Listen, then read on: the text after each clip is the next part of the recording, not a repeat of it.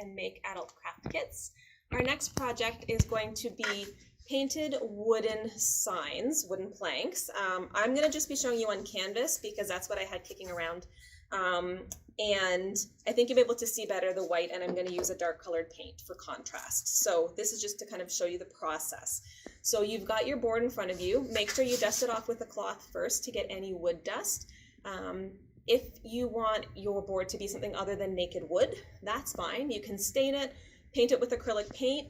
Just make sure if you paint it or stain it, you let it dry for about 3 days first, just so that you don't have any sticking or bleeding or anything like that. So once you've got your board ready to go, you've got your board and you've got your stencil. So right now you have your stencil and it's covered in clear plastic. So we're going to peel off and leave the plastic on first. So when you're peeling it off, you want to peel it off slowly and try and peel straight across. This is just so that you don't take up any of the small pieces of the stencil, because a few of them have a little bit of detail.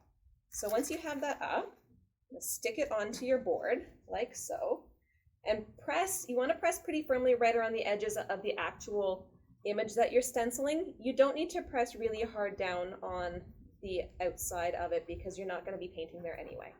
So you just want to make sure that's got a nice seal so you don't get any paint bleeding underneath. And then you can take off the top clear layer. So again, you're going to want to hold on to your vinyl and peel slowly and flat straight across. So you can see it's leaving all the little bits.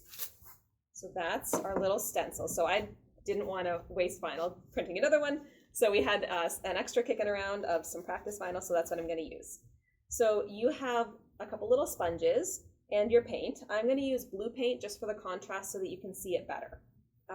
So you just want to dab just a little bit. So right now you can see I have quite a bit. So I'm going to dab it off until, I'll show you what it looks like, until you're down to kind of the spongy. You don't want to do thick layers because that'll lead to bleeding under the stencil. You're going to do multiple thin layers. And don't ever rub, we're just going to dab up and down. So I'm going to dab up and down on our board. You can reload your sponge as you go. And there we go. So you can see the first coat's done already, nice and thin. And we're going to go over that a couple of times. You don't need to let it dry in between coats. We're just doing, again, thinner layers to prevent bleeding underneath. So I'm going to do a couple of coats here as we go. If you would like to have more color in your stencil, you can use different colored paints if you have them at home. That's fine. You can also use a little paintbrush and paint in the little spots. That's okay too. Okay, so we have a couple of coats on here. While it's wet, we're going to peel the stencil off. So again, you're going to peel straight across as best you can. And you're going to go slow. There we go. So that's most of it up already. So you can see there's a few pieces left over.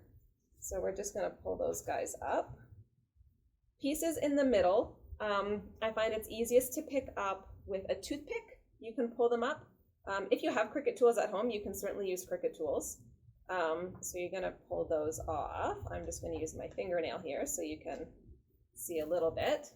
So you can see I've pulled off the center piece. So you're just going to pull off all of the stencil, and then you're left with your sweet wooden holiday painted board. So that's all there is to it. Very easy to replicate if you want to do this again with other members of your family. So you're all done. I've got my scrap board done.